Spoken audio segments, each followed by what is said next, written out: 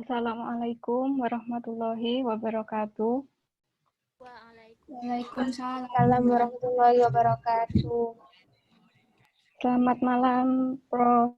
Indrawati dan Bapak Iwan Wicaksono, juga teman-teman semua.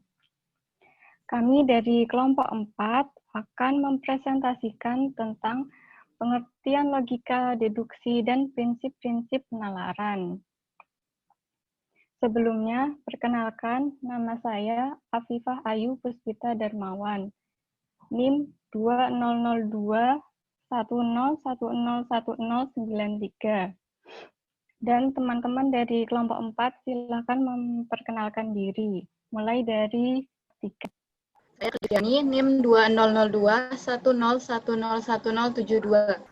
Dan saya Dirana, NIM 200210101103 SPPJ. Baik, berikutnya slide. Nah, apa saja yang akan kita pelajari kali ini? Yang pertama yaitu tentang logika, terkait dengan pengertiannya, dasar-dasar logika, juga yang lain. Materi tentang logika akan dijelaskan oleh Kartika. Berikut materi kedua adalah deduksi, yaitu ada pengertian deduksi dalam matematika yang akan dijelaskan oleh saya sendiri. Ada materi ketiga, yaitu prinsip-prinsip penalaran, akan dijelaskan oleh Kirana. Dalam prinsip penalaran akan dijelaskan tentang pengertian dan prinsip-prinsip itu sendiri. Slide berikutnya. Nah, baik, langsung ke materi pertama akan dijelaskan oleh Kartika mengenai logika. Silahkan Kartika. Baik, terima kasih Afifah. Di sini saya akan mempresentasikan tentang logika. Slide selanjutnya.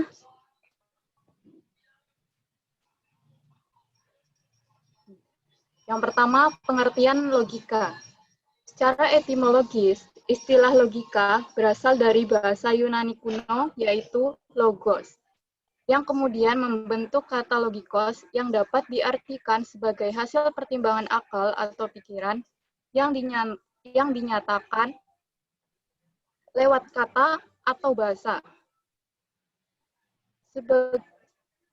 Sebagai ilmu, logika disebut dengan logike epistem atau ilmu logika yang mempelajari kecakapan untuk berpikir secara lurus, tepat, dan teratur.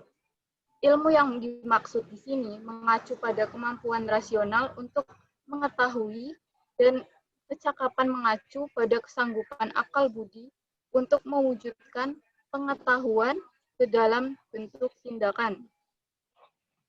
Logika merupakan sebuah ilmu pengetahuan di mana objek materialnya adalah berpikir dengan penalaran. Objek formalnya adalah penalaran yang ditinjau dari segi ketepatannya. Slide selanjutnya.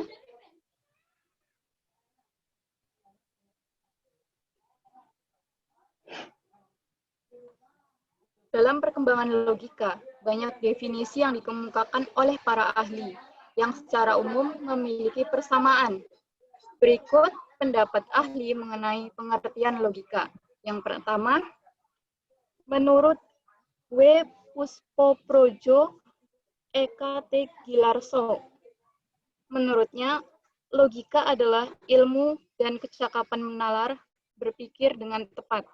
Yang kedua, menurut Aristoteles, logika adalah ajaran tentang berpikir yang secara ilmiah membicarakan bentuk pikiran itu sendiri dan hukum-hukum yang menguasai pikiran. Yang ketiga oleh Jan Hendrik Rapar, menurutnya logika adalah suatu pertimbangan akal atau pikiran yang diatur lewat kata dan dinyatakan dalam bahasa.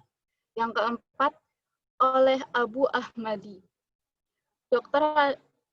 Drs. H. Abu Ahmadi memberikan penjelasan bahwa logika adalah suatu studi sistematis atau ilmiah tentang prinsip ilmu yang menentukan kesatuan atau validitas cara menarik kesimpulan terhadap masalah-masalah yang diperbincangkan. Yang kelima, menurut De Lianggi, dalam bukunya yang berjudul Dictionary of Logic, Kamus Logika menyebutkan Logika adalah bidang pengetahuan dalam lingkungan filsafat yang mempelajari secara teratur asas-asas dan aturan-aturan penalaran yang betul. Slide selanjutnya.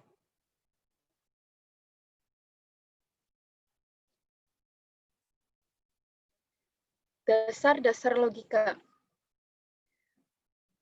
Konsep dasar logika menyatakan bahwa kesahihan atau validitas suatu argumen ditentukan oleh bentuk logisnya, bukan isi argumen. Artinya, logika menjadi alat untuk melakukan analisis argumen, yaitu hubungan antara kesimpulan dan bentuk-bentuk dan bukti-bukti atau premis. Dasar penalaran dalam logika adalah yang pertama itu logika deduktif. Logika deduktif ini adalah penalaran yang menggunakan informasi atau premis yang berlaku untuk mencapai suatu kesimpulan yang telah dibuktikan. Penalaran deduktif ini bertujuan menarik kesimpulan dari pernyataan-pernyataan umum menuju pernyataan-pernyataan yang bersifat khusus. Logika deduktif ini bersifat valid atau invalid. Contohnya, silogisme. Premis 1, semua makhluk hidup pasti akan mati.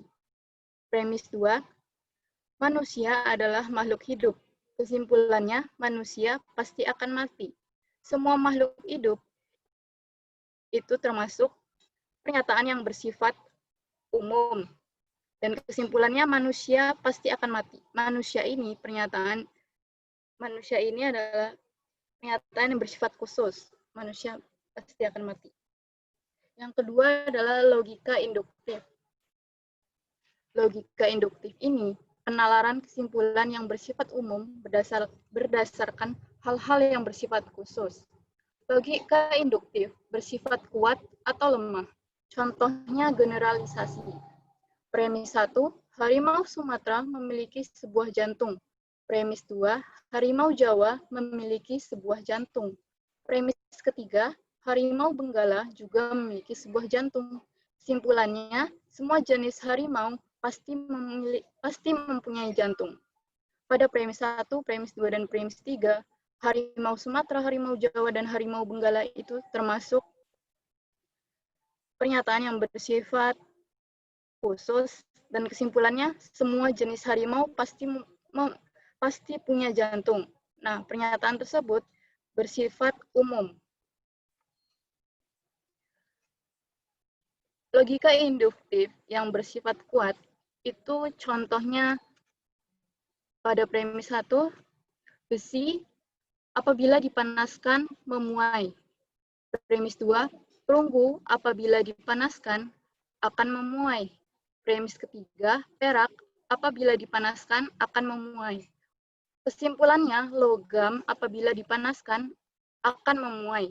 Buktinya ini sangat kuat, karena hampir semua logam bisa dipanaskan, apabila dipanaskan akan memuai. Nah, logika induktif yang bersifat lemah itu, contohnya, premis pertama, apel di toko A rasanya manis. Premis kedua, apel di toko B rasanya manis. Yang premis ketiga, apel di toko C rasanya manis. Kesimpulannya, semua apel rasanya manis. Nah, buktinya ini termasuk lemah, karena tidak semua apel rasanya manis. Ada juga apel yang rasanya masam. Slide selanjutnya.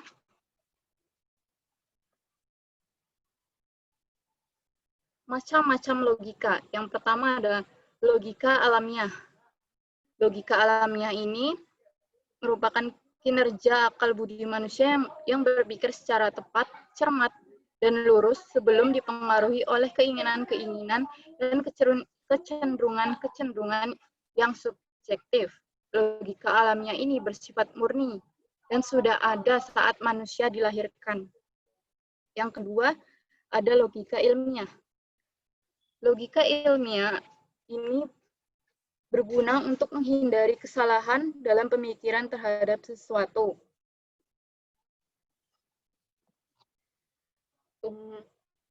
Logika ilmiah ini dibagi menjadi dua, yaitu logika formal dan logika material. Logika formal merupakan logika yang berdasarkan pernyataan. Oleh karena itu, pernyataan yang dijadikan sebagai dasar untuk membuat kesimpulan haruslah relevan. Bentuk dan strukturnya juga harus tepat. Jika dasarnya salah, maka kesimpulan juga akan salah. Jadi, kesimpulan yang tepat didapatkan dari berpikir secara benar berdasarkan hasil penyelidikan. Yang logika formal ini dibagi menjadi dua, yaitu logika tradisional dan logika modern. Yang kedua ada logika material. Logika material merupakan logika yang dapat membuat kesimpulan atau pernyataan berdasarkan materi atau objektif. Pada logika ini, materi mempunyai peranan penting. Logika material juga disebut sebagai logika logika materialisme, yang berarti materi menjadi faktor yang paling utama menyimpulkan sesuatu secara tepat. Jadi logika material yaitu logika yang dapat diambil kesimpulan berdasarkan kondisi objek atau materi, sehingga materi tersebut menjadi dasar untuk menciptakan pernyataan. Selanjutnya saya serahkan ke moderator.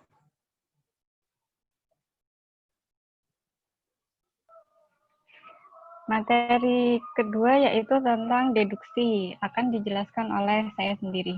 Slide berikutnya. Nah, deduksi itu sebenarnya apa sih? Menurut Kamus Besar Bahasa Indonesia, deduksi merupakan penyimpulan dari umum ke yang khusus. Nah, terus ada juga kata deduktif.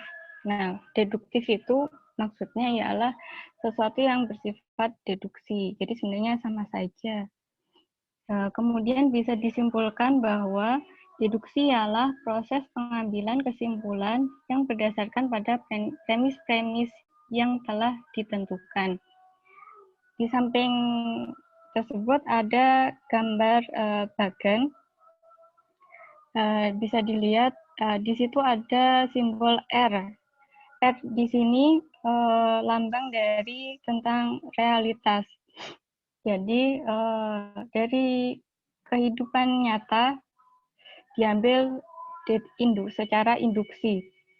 Nah, tentang induksi deduksi ini tadi sebenarnya sudah dijelaskan oleh Kartika, tapi di sini saya akan mengulang untuk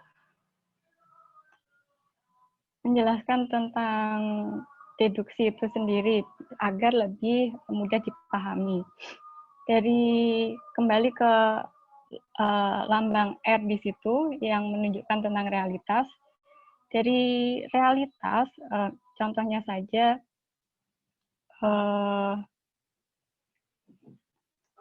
tentang ini, misalnya diambil percobaan mengambil pulpen. Nah, pulpen ini dilempar, pulpen akan jatuh. Kemudian penghapus jika dilempar juga akan jatuh. Kemudian ada penggaris dilempar akan jatuh. Nah, dari benda-benda itu dapat digeneralisasi menjadi benda-benda jika dilempar akan jatuh. Pengambilan kesimpulan seperti itu termasuk ke dalam induksi.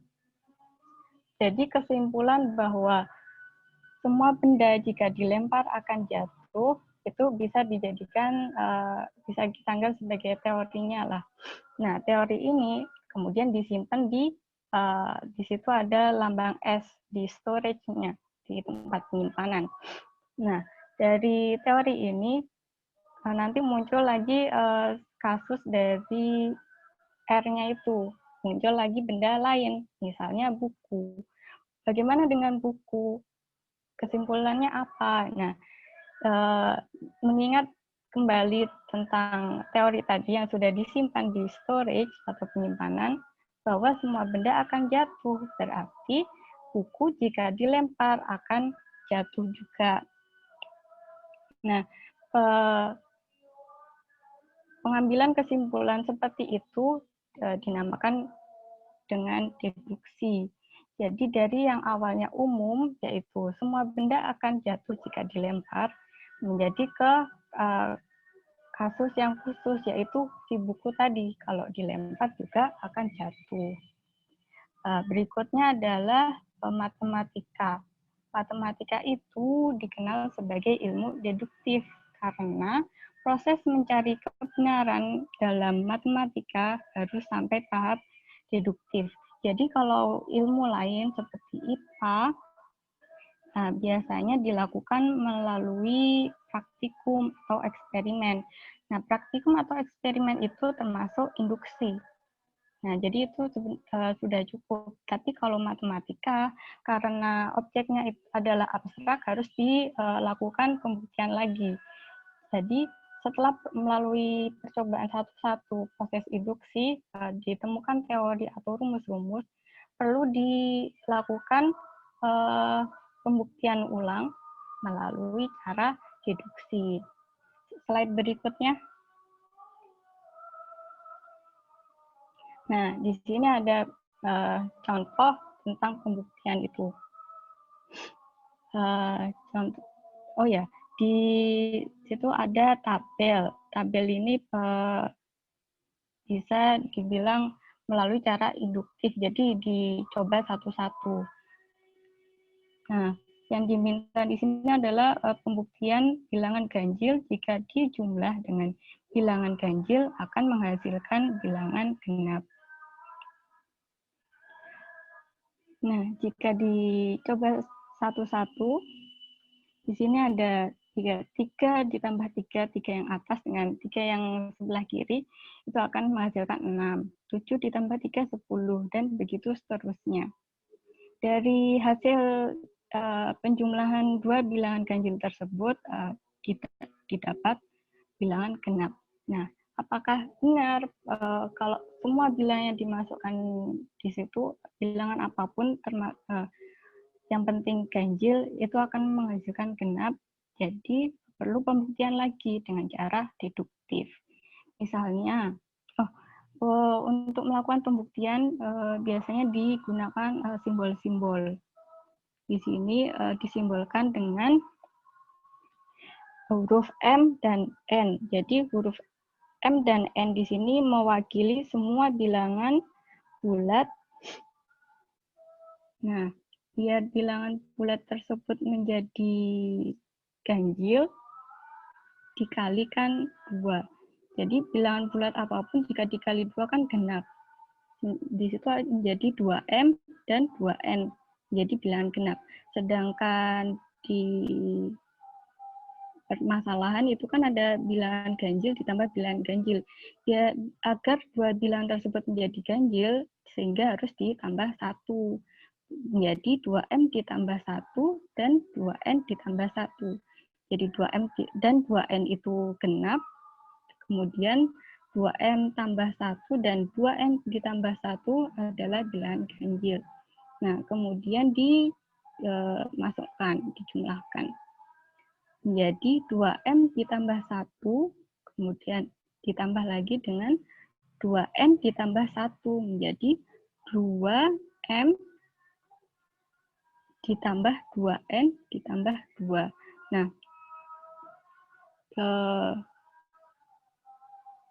duanya bisa dikeluarkan menjadi 2 dikali M ditambah N ditambah 1.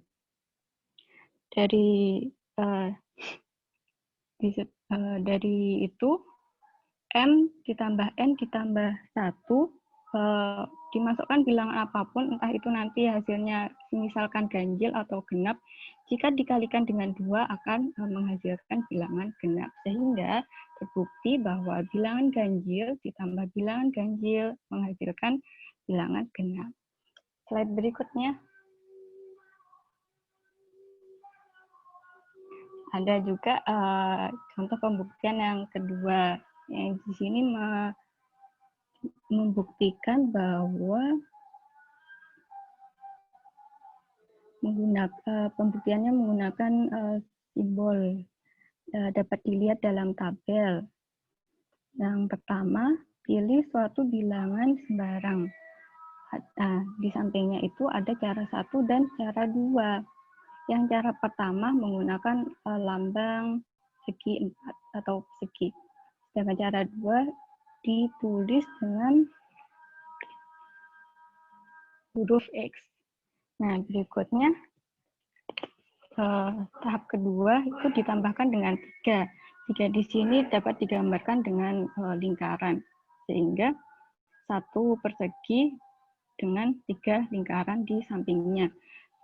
Untuk cara kedua dapat ditulis dengan X ditambah 3. Berikutnya, kalikan dengan 2 atau dilipat 2 kan, berarti itu maksudnya dikali 2 kan ya. Nah, sehingga susunan lambangnya bisa dapat dilihat dalam slide. Untuk cara keduanya dapat ditulis dengan 2 dikali X ditambah 3, sama dengan 2X ditambah 6. Berikutnya yang nomor 4, kurangi dengan 4. 4 di sini kan angka tadi dilambangkan dengan lingkaran, berarti lingkarannya dikurangi sebanyak 4, sehingga tersisa 2 persegi dengan 2 lingkaran. Untuk cara 2-nya ditulis dengan 2X ditambah 2. Nomor 5, bagi dengan 2. Berarti tersisa 1 persegi dengan 1 lingkaran. Untuk cara 2 ditulis dengan X ditambah 1. Berikutnya yang ke-6, kurangi dengan bilangan yang Anda pilih semula, yaitu tadi dilambangkan dengan 0, yaitu di cara 2 angkanya adalah 1. Nah, jadi biasanya untuk penulisannya bisa menggunakan lambang atau bisa menggunakan angka. Dengan tahapan yang sama akan menghasilkan jawaban yang sama, yaitu 1. Jadi caranya tadi itu adalah memisalkan bilangan yang dipilih dengan variabel yang dapat menggantikan setiap anggota semestanya. Jadi lambang-lambang itu tadi bisa dimasukkan angka-angka yang dikehendaki. Jadi lambang-lambang itu hanya mewakili saja, dapat dimasukkan dengan angka-angka lain sesuai dengan soal. Nah, sekian penjelasan dari saya tentang deduksi. Selanjutnya materi ketiga yaitu prinsip-prinsip penalaran akan dijelaskan oleh Karina. Silakan Saudari Karina.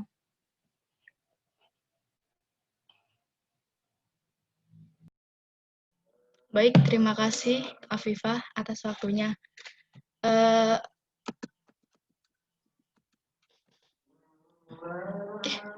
Sebentar. Baik, di sini saya akan menjelaskan tentang prinsip-prinsip penalaran. Sebelum ke prinsip-prinsip penalaran, penalaran itu apa sih? Penalaran itu adalah cara berpikir dengan menggunakan landasan logika dan menarik kesimpulan berdasarkan fakta yang ada. Namun tidak semua berpikir itu adalah bernalar. Contohnya adalah mengingat-ingat.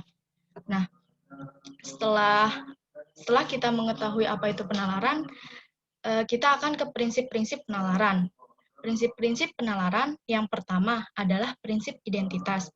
Prinsip identitas adalah dasar dari semua penalaran. Prinsip identitas bersifat jelas, analitis, dan langsung. Nah, di sini jelas tidak membutuhkan pembuktian langsung. Maksudnya, nilai kebenaran dari prinsip identitas ini universal atau sudah mutlak. Contoh dari prinsip identitas yaitu Insinyur Soekarno adalah presiden pertama dari Republik Indonesia. Tidak mungkin Presiden pertama Republik Indonesia itu orang lain selain Insinyur Soekarno. Nah, yang kedua adalah prinsip non-kontradiksi. Prinsip non-kontradiksi berbunyi sesuatu tidak dapat sekaligus merupakan hal itu dan bukan hal itu pada waktu yang bersamaan. Atau sesuatu tidak dapat bernilai benar dan tidak benar pada waktu yang bersamaan. Dengan kata lain, suatu hal tidak dapat dinyatakan dengan P atau non-P pada waktu yang bersamaan. Nah, di sini ditekankan non-kontradiksi itu sesuatu hal tidak dapat dinyatakan benar dan tidak benar dalam waktu yang bersamaan.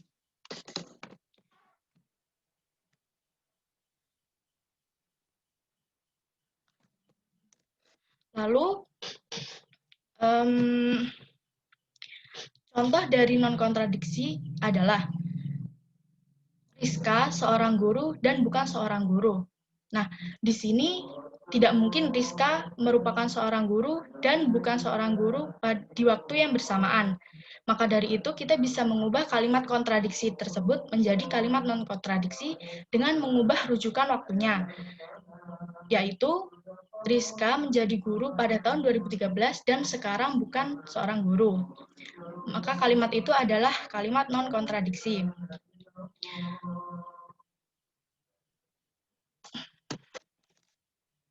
Lalu yang ketiga adalah prinsip eksklusi terti.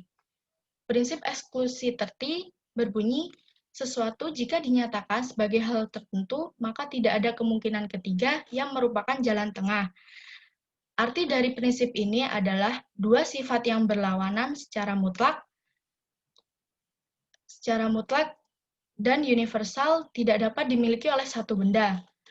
Nah, contoh dari prinsip eksklusi terti ini adalah seorang presiden dengan bersamaan bukanlah seorang pencopet. Karena di sini seorang presiden dan pencopet merupakan dua sifat yang sangat berbeda. Dan yang keempat adalah prinsip cukup alasan. Prinsip cukup alasan berbunyi, suatu perubahan yang terjadi pada sesuatu hal tertentu mestilah berdasarkan alasan yang cukup. Tidak mungkin tiba-tiba berubah tanpa sebab-sebab yang mencukupi. Atau dengan kata lain, adanya sesuatu itu mestilah mempunyai alasan yang cukup. Demikian pula jika ada perubahan pada keadaan tertentu.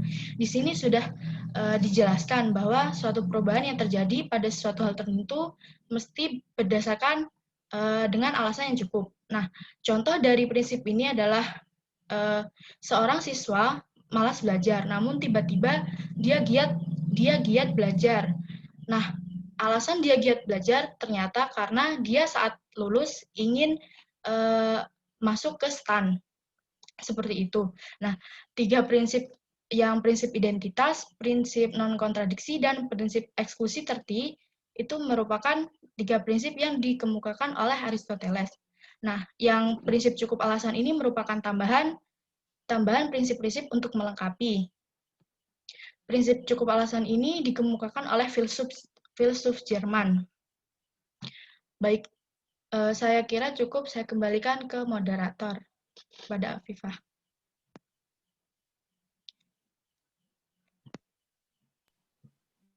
Nah, untuk teman-teman yang ingin bertanya, silakan. Saya izin bertanya. Silakan Cindy. Jadi pertanyaan saya adalah, apakah sesuatu dapat dikatakan sebagai penalaran jika tidak memenuhi 4 prinsip-prinsip penalaran? Mungkin hanya salah 3-nya atau salah 2-nya.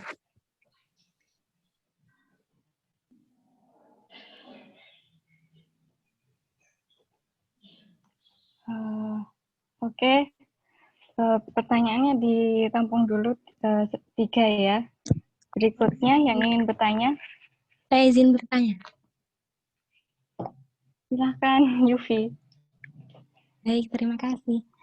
Pertanyaannya, bagaimana cara menjadikan suatu realita yang telah disimpan di storage melalui induksi dan dijadikan deduksi pada suatu benda tertentu, mengingat bahwa pada logika induktif terdiri dari ada yang kuat dan ada yang lemah, di mana seperti contoh yang telah disebutkan sebelumnya pada jenis-jenis apel, bahwa tidak semua apel itu memiliki rasa yang manis. Jadi pada suatu benda tertentu, apakah kita bisa langsung merubahnya, ataukah hanya pada benda tertentu saja yang bisa langsung dirubah? Terima kasih. Oh, oke. Pertanyaan ketiga, jika ingin yang bertanya, ada yang bertanya?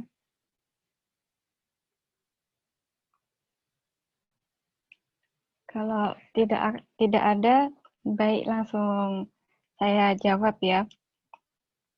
Saya akan menjawab pertanyaan Yufi tentang sifat dari penalaran induksi dan deduksi ya. Itu kan ada yang kuat sama lemah. Jadi kenapa kalau induktif itu dikatakan sifatnya itu kuat atau lemah? Jadi induktif itu kan melalui eksperimen. Nah, semakin banyak percobaan yang dilakukan, itu akan semakin kuat argumennya. Sedangkan untuk percobaan dengan sedikit sampel atau pengambilan sampel yang salah, argumen tersebut akan bernilai lemah. Itu mengapa terkadang perlu dilakukan dengan proses berikutnya, yaitu deduktif. Apakah masih ada yang dibingungkan, Yufi? Begini, jadi hanya pada hal tertentu yang bisa langsung dirubah dari deduktif ke induktif, ataukah semuanya bisa langsung dirubah begitu? Oh, kalau contohnya, menurut saya itu sebenarnya semuanya bisa dimasukkan. Cuman kalau untuk yang matematika itu karena sifatnya abstrak, objeknya itu kan nggak ada ya, kayak angka-angka, itu kan abstrak. Jadi perlu dilakukan sampai tahap deduktif. Sedangkan untuk hal lainnya itu terkadang cuman sampai tahap induktif saja itu sudah cukup. Begitu. Baik, terima kasih. Sama-sama.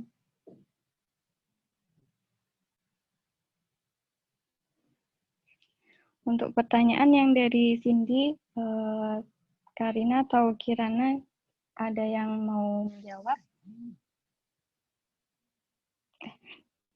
Karina atau Kartika? Kirana atau Kartika? Ya ampun. Namanya mirip.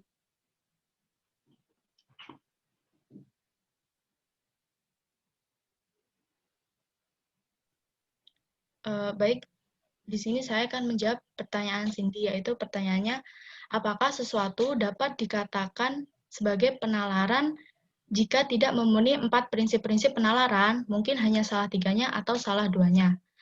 Nah, sebelum ke prinsip-prinsip, ciri-ciri penalaran sendiri itu kan adanya suatu pola berpikir yang secara luas dapat disebut logika. Penalaran merupakan suatu proses berpikir logis. Nah, yang kedua, sifat analitik dari proses berpikir analisis dapat pada hakikatnya merupakan suatu kegiatan berpikir berdasarkan langkah-langkah tertentu. Perasaan intuisi merupakan cara berpikir secara analitik. Nah, menurut saya, jika 4 prinsip tersebut itu saling melengkapi. Jadi, seumpama kita dikasih suatu persoalan yang prinsip identitas, itu sudah bisa dikatakan penalaran. Jadi menurut saya, jika 4 prinsip itu tidak harus dipenuhi secara semuanya, keempat-empatnya. Salah 3-nya atau salah 2-nya itu sudah sudah mewakili gitu loh. Jadi keempat prinsip tersebut saling melengkapi. Seperti itu. Apakah bisa diterima jawabannya, Cindy? Iya, terima kasih. Ya, sama-sama.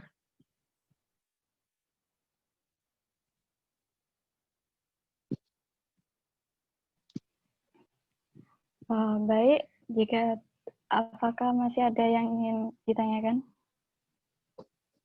sebelum saya tutup?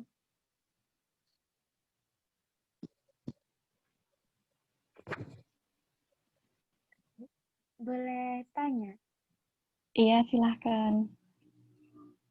Berikan contoh sederhana dari logika alamiah dan logika ilmiah.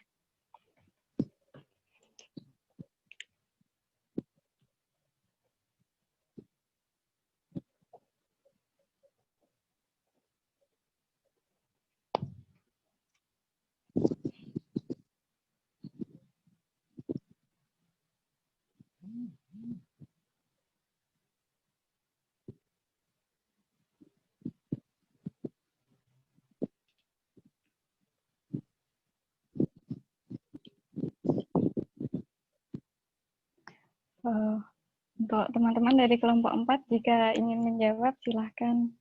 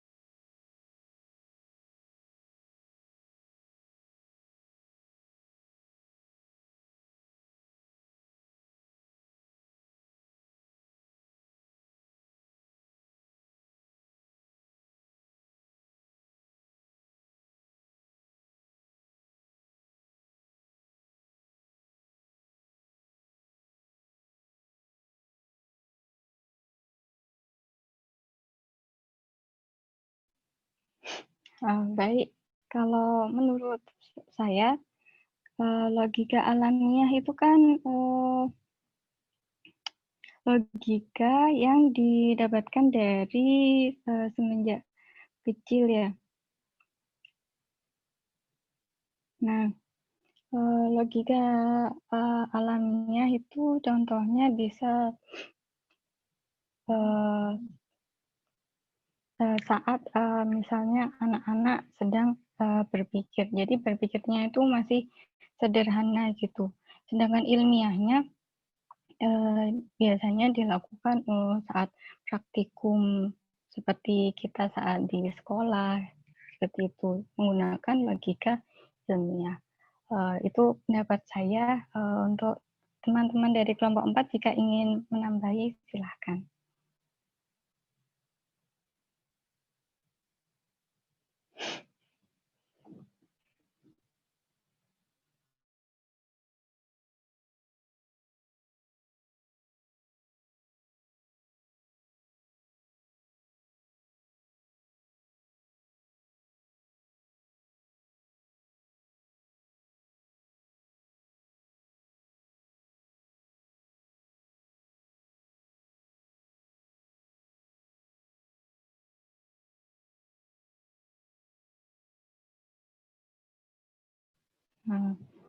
Baik, jika tidak ada tambahan, kemudian bagaimana Cindy? Apakah masih kurang jelas? Sudah jelas, terima kasih. Sama-sama.